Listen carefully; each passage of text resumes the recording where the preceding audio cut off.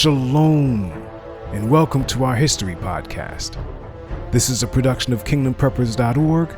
I'm your host, Kingdom Prepper, and you're listening to Churchianity, 2000 Years of Leaven.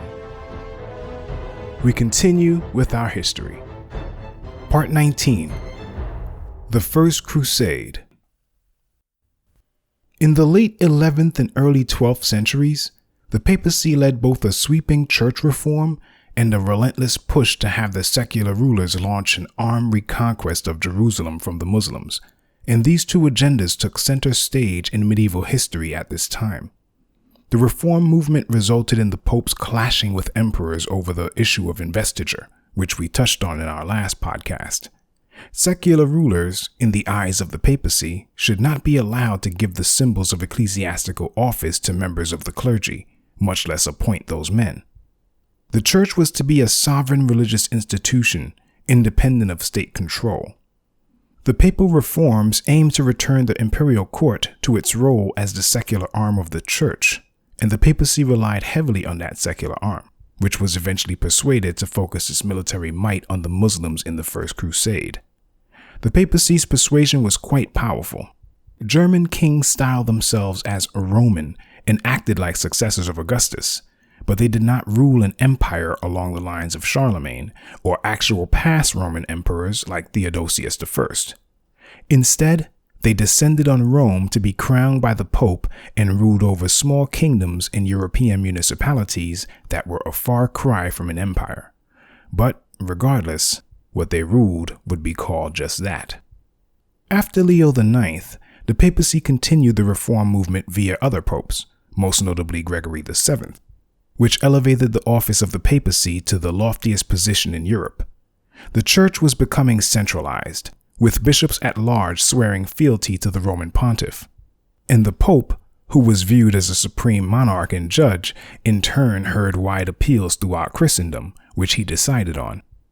Gregory VII was a powerful pope, and his power was tested by the German king Henry IV late in the 11th century. Church and state clashed once more with these two towering figures, as Henry's view was that, as the sitting king, through the grace of the Almighty, he was invested with the authority to mediate matters between the people of his realm and the clergy. Henry saw the church as a free entity subject only to the state. Gregory, like other apostolic-minded popes before him, argued that the papacy held the keys to heaven, and all Christians, the king included, were subject to its control. The Pope, he held, could depose, in his universal authority, unfit emperors. When Henry fell out with Pope Gregory VII in 1075-76, the Pope threatened Henry with deposition. Writes Chris Wickham in his book Medieval Europe. Henry moved quickly to Italy, and in one of the famous images of the Middle Ages, stood 3 days and nights in the snow outside the castle of Canossa in January 1077, until the Pope, who was inside, accepted his penance. The Pope was urged to do so by those with him in the fortress, for they were greatly moved by Henry, who had arrived barefoot in the snow, wearing sackcloth and weeping. The Pope held the power of excommunication, which was an unequal weapon in the medieval period. He could threaten peasants and kings alike, bringing them to their knees in forced penance, as was the case with Henry IV. The pronouncement of excommunication was usually followed by the formal reading of such by a bishop. Then a bell would ring, the same as intoned for a funeral, a book would be heard closing with force, and a candle would have its flame put out. This was all indicative of the guilty excommunicated soul being, as it were, cut off from salvation by the power of the Pope's order. While excommunicated, that person could not partake in legal affairs, either as a judge, if that was his office, juror, witness, or lawyer. They could also not be named in contracts or act as guardians or executors. Upon death, no Christian burial was to be granted, and should they be buried on what was considered to be consecrated grounds, the church would have their bodies dug up and destroyed. Despite this unprecedented authority, the papacy, through the dictate of prophecy, would always be a little horn power, wielding her influence where she could. Thus, the papacy always looked to certain secular powers, the regular-sized horns, for defense or sheer military might. It had relied on the Carolingians to defend it against its fiercest foe, the Lombards, whom Charlemagne destroyed, and it then looked to the kings of Germany for defense against Muslims. When the Normans stormed into the region, taking up position in southern Italy, they did not do so in the manner of the prior horns that had to be plucked up. In discussing a set of European kingdoms which were beginning to develop into powerful states, Chris Wickham writes, Italy also showed the sharpening of political power. It did so on the largest scale in the south, where Roger II of Sicily, 1105–54, unified all the Norman principalities in wars between 1127 and 1144, and was recognized as king by Pope Anacletus II in 1130. The Norman kingdom was tightly governed from then on, for the most part, with a rich capital at Palermo and an elaborate Greek, Arab, Latin administration linked to the provinces by royal appointed justiciars. Note that the Norman king had to be recognized as such by the Roman pontiff, Anacletus. This was not the case with the Lombards, or the other two non-Catholic barbarian tribes that were forcefully uprooted. What is more, the Normans, wherever they settled and eventually assimilated, helped develop a new political and social order in Europe, which would have lasting effect. Papal influence would draw Norman feudal lords from southern Italy, together with nobles from France and Germany, to fight in the First Crusade. It was Gregory VII's extreme reform measures that seeded the fertile soil that gave rise to the Crusades. During the investiture controversy, Gregory had argued that Christians who engaged in military efforts for that cause were in fact doing penance by fighting as soldiers of the Almighty. While Pope Gregory VII was instrumental in removing the stranglehold the kings had on the Western Church, his strong convictions and his efforts to seize supreme temporal power were considered too broad. Although Gregory went too far too fast, writes Thomas Asbridge in his book The Crusades, and ended his pontificate in ignominious exile in southern Italy, his bold strides did much to advance the twinned causes of reform and papal empowerment, establishing a platform from which one of his successors and former adviser, Pope Urban II, 1088–99, could instigate the First Crusade. Urban's call for a holy war found a willing audience across Europe, in large part because of the prevailing religious atmosphere in the Latin world. Across the West, Christianity was an almost universally accepted faith, and, in contrast to modern secularized European society, the 11th century was a profoundly spiritual era. This was a setting in which Christian doctrine impinged upon virtually every facet of human life, from birth and death to sleeping and eating, marriage and health. Much like Mecca was in the eyes of Muslims, for centuries Jerusalem was held in high esteem among Christians who regularly made pilgrimages there to visit places they viewed as sacred. Acts of devotion to the ancient city along these lines could be seen as early as the 4th century. A Spanish woman had written extensively about her visit to Palestine, detailing the Christian rituals she witnessed, the places she visited, and the customs she encountered. So greatly did Christians in the West regard the places they thought to be sacred, her long letter, titled Peregrinatio, was still being read and appreciated by them in the 11th century. Through the centuries, Christian pilgrimages had been very peaceful, even after Muslims swept in with Islam in the 7th century and conquered the Near East. By and large, Muslims were very tolerant of Christians in Palestine, so much so that, a few centuries later, mass Christian pilgrimages to Jerusalem were being organized by bishops, the largest of which left from Germany in 1065 with some 7,000 pilgrims. Things changed quickly, however, when a new enemy entered the medieval arena. The Seljuk Turks amassed power and began to challenge their enemies. Successful raids against the Byzantine Empire resulted in a peace agreement that left the Seljuks with lands on the empire's eastern frontier, along with much booty, food, and supplies.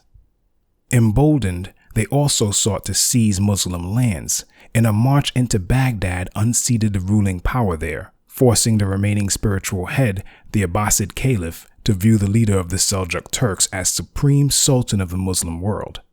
Just as the Germanic invaders of the Roman Empire had converted to Christianity, the Seljuk Turks eventually converted to the religion of the Muslims they conquered. The new sultan of the Seljuk Turks, Malik Shah, looked to expand their region even farther. Turkish armies, under the command of the general Aziz ibn Abak, pushed south all the way to Jerusalem, which up until now had been in the hands of the Fatimids of Egypt. Writes Susan Wise Bauer in her book, The History of the Medieval World. Aziz and his soldiers laid siege to Jerusalem and forced the Fatimid defenders to surrender in 1073. Fatimid resistance in the city continued until 1077, but in that year, Aziz grew exasperated and massacred 3,000 of its inhabitants. Mostly Fatimid Arabs and Israelites. This brought a final end to the Fatimid attempts to hold on to the city. It was now firmly under Malik Shah's overlordship. These fanatical new converts to Islam, who systematically plundered the Near East, brought a tense situation to Jerusalem after they seized the city. The Seljuk Turks were not finished yet, however, as they swept north into Asia Minor to complete further conquests. This region was a major source of revenue for the Byzantine Empire, from which it also drew many troops. In 1071, during the Battle of Manzikert, the Turks captured the Emperor of Byzantium, Romanos IV, and slaughtered half his troops while they scattered his remaining forces of some 30,000 men. Within a few years, Byzantium lost Asia Minor to the Seljuk Turks. In 1095, the sitting Byzantine Emperor, Alexius I, dispatched envoys to Pope Urban II requesting that Italian soldiers be sent east to help suppress the Seljuk Turks. This was a relatively simple request. Alexius needed mercenaries, but Urban II transformed it into something new. Writes Susan Wise Bauer. He was on a tour through Italy and Western Francia, designed to demonstrate that the Pope's authority, unlike the fractured authority of his predecessors, once again covered all of the Christian world. Now he would demonstrate that the authority of Peter's heir stretched across the world. In November of 1095, at Clermont, in Western Francia, Urban II announced that it was not only time to help Byzantium in its battles against the Turks, as Alexius had asked, but also time to recapture Jerusalem from the hands of Muslims, something Alexius had not mentioned. We'll be back with more exciting scriptural history in a moment.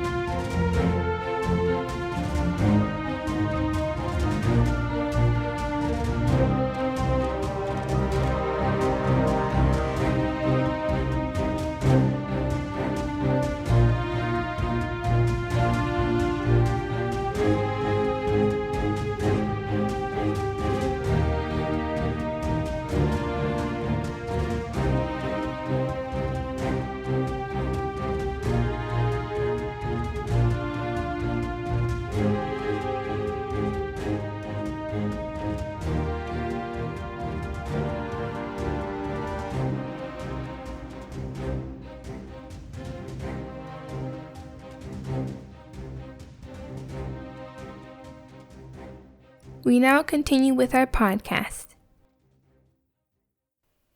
In 1095, in an open field at the Council of Clermont in France, Pope Urban II delivered a speech that urged a crowd of thousands to take up the Christian cross and thrust themselves into an important spiritual cause that would not only merit spiritual rewards, but considerable material ones as well. He drew their attention to the land they inhabited, pointing out its narrowness in contrast to their large population. He stressed that the same did not abound with wealth and could scarcely furnish food enough for its cultivators. This, he illustrated, was the reason the people rose one against the other with violence and murder. There were others, however, who were more deserving of such treatment, the Turks and Arabs, who had seized and occupied more and more Christian lands. They have killed and captured many, and have destroyed the churches and devastated the empire," he said in his impassioned appeal on that cold November day. If the people allowed these horrors to continue, the faithful would be attacked all the more by these enemies. On that account, he beseeched the crowd as the heralds of the Savior "to publish this everywhere, and to persuade all people of whatever rank, foot soldiers and knights, poor and rich, to carry aid promptly to those Christians, and to destroy that vile race from the lands of our friends." Rather than destroy one another, he insisted that they direct their energy to enemies abroad. "Let those who have been accustomed unjustly to wage private warfare against the faithful now go against the infidels. Let those who for a long time have been robbers now become knights. Let those who have been fighting against their brothers and relatives now fight in a proper way against the barbarians. Let those who go not put off their journey." Then came the promise of the spiritual reward, which many in attendance saw as the only means of reversing their dire fate.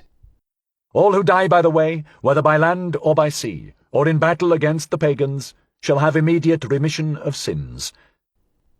Thus, with blasphemy, were the people urged to engage in a bloody crusade in what was perceived to be the Holy Land. Following Pope Urban's impassioned speech, the crowd erupted in a cry of "Dieu le veut," the deity wills it. Then and there, Urban declared it the official battle cry in the war against the Muslims. He also instructed the crowd to wear the symbol of the cross upon their foreheads or chests. This is why strips were later cut from red cloaks and sewn on the front of tunics in the form of a cross. In fact, the word crusade has its root in the Latin crux, or cross, and means a state of being marked with the cross. A contemporary, William of Malmesbury, reported that some of the nobility fell at the knees of the Pope and immediately consecrated themselves, as well as their property, to the cause, which they saw as divine. Thousands of commoners in the crowd also made similar pledges. Even monks and hermits abandoned their monastic principles to enlist as soldiers in the crusade. With boundless energy, the Pope took his message of the crusade to other French cities over the next 9 months, passing through Tours, Bordeaux, Toulouse, Montpellier, and Nîmes. When he reached Rome after 2 years' absence, he was enthusiastically acclaimed by the least pious city in Christendom, writes Will Durant in his book, The Age of Faith. He assumed, with no serious opposition, the authority to release crusaders from commitments hindering the crusade. He freed the serf and the vassal for the duration of the war from fealty to their lord. He conferred upon all crusaders the privilege of being tried by ecclesiastical instead of manorial courts, and guaranteed them during their absence the episcopal protection of their property. He commanded, though he could not quite enforce, a truce to all wars of Christians against Christians. He established a new principle of obedience above the code of feudal loyalty. Now more than ever, Europe was made one. Urban found himself the accepted master, at least in theory, of Europe's kings. All Christendom was moved as never before, as it feverishly prepared for the Holy War. Papal legates helped spread Pope Urban's message as far as southern Italy. Others did the rest. His promise that the pilgrimage to Jerusalem to enact war could be considered a substitute for all penance, if one were sincere in their efforts, drew a great response from Central and Northern Europe. Around 60,000 in all responded to the call, but other inducements helped to swell the numbers to such a vast multitude. Citizens were promised tax exemptions, debtors enjoyed a temporary cessation in paying interest, prisoners were released, and death sentences by papal authority were converted to a life of service in Palestine. Indeed, the sheer numbers of people who headed east dramatically altered life in Europe, but the pilgrimage also instilled great hope in the Crusaders. Some knights were forced to go simply because their serfs had enlisted and abandoned the land. Other enterprising individuals sought to obtain fiefs in the east, a feat that would be impossible to them in their homeland. Merchants were optimistic about new trading opportunities that would increase their traffic of goods. Women and children who couldn't bear to be away from their husbands or parents joined the throng.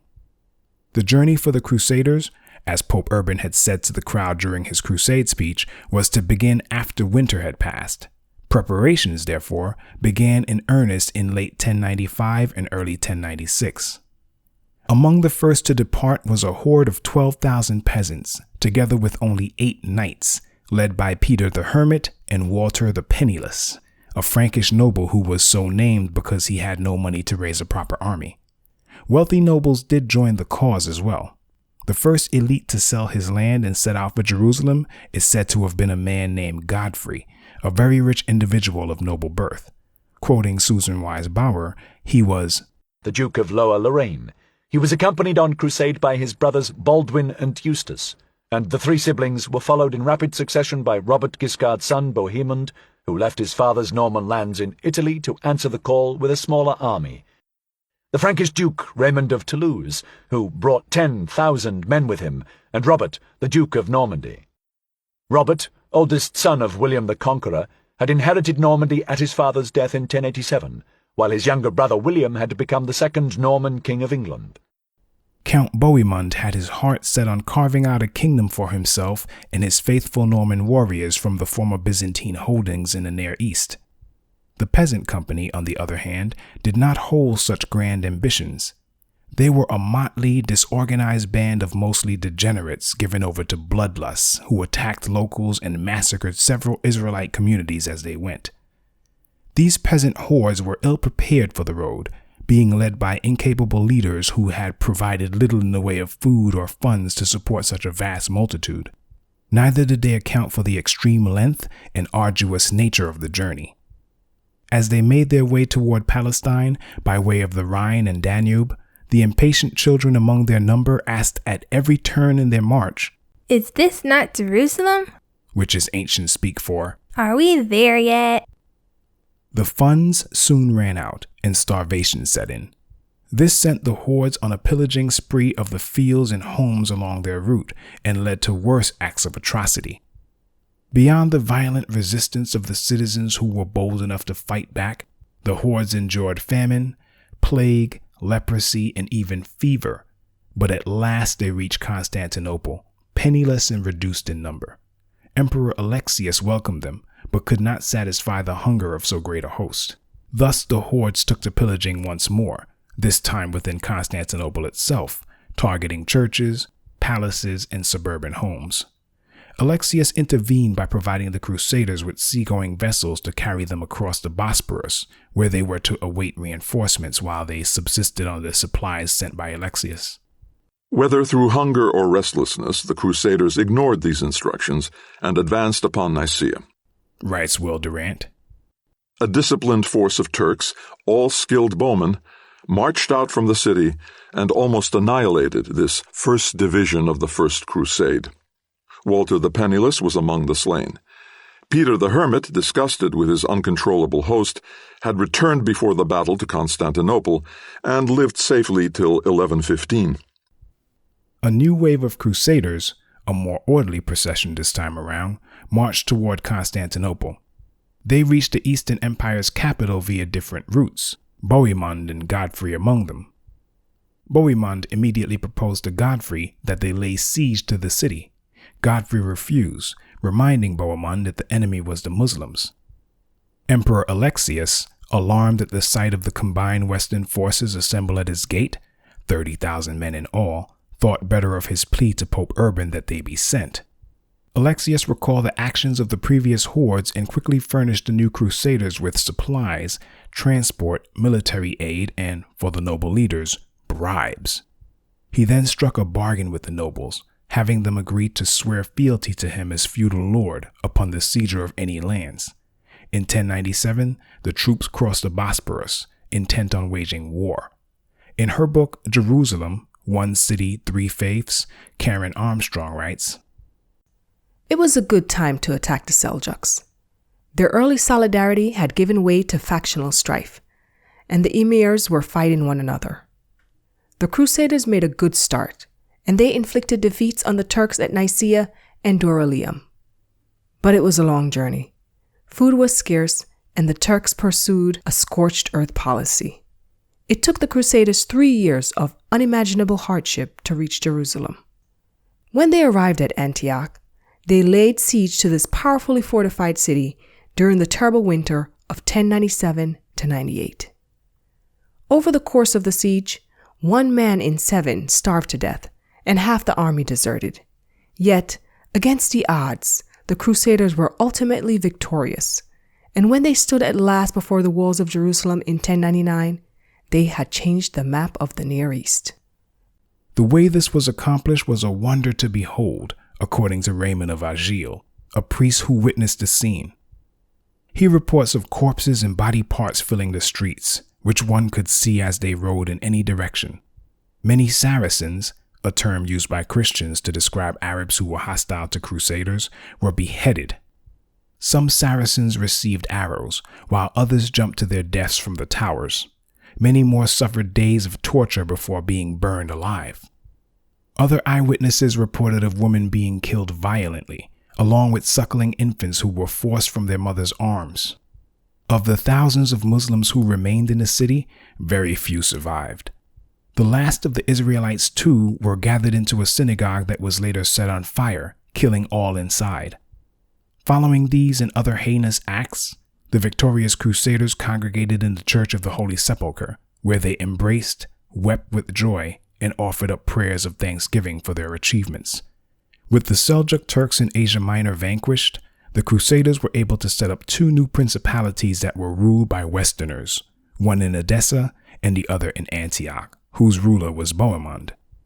Godfrey of Lorraine, meanwhile, ruled the Latin kingdom of Jerusalem, which was nothing more than a small principality. This dark chapter in Christian history was followed by more crusades, and by 1187, Jerusalem would be back under Muslim control. In another century, the Latin kingdom would be no more. The chief asset won through much bloodshed, in other words, would be lost to the very infidels they sought to destroy. That wraps it up for this episode of Churchianity, 2000 Years of Leaven. A production of kingdompreppers.org, this episode was written, produced, and hosted by yours truly, Kingdom Prepper. All praise, honor, and glory are due to my boss, Yah Elohim, and to his right hand, Yahushua HaMashiach. You can access the transcript for this episode on our website. Yah willing, our history will continue in the next podcast. Shalom.